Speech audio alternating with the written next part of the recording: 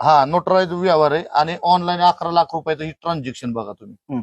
8 तारखेला केलेलं आणि हे कॅश 10 लाख रुपये. 10 लाख असं 21 लाखाचा हा टोटली व्यवहार आहे. महाराष्ट्रात एक चांगल्या पद्धतीचा आबा अखिल भारतीय बैलगाडी संघटना बारामती तालुक्याकडनं संदेश गेलाय का कशा पद्धतीने व्यवहार व्हावेत म्हणून? 100% असेच व्यवहार झाले पाहिजेत. मी योगेश भगत, ते किरण शेट वाघ शिर्डी.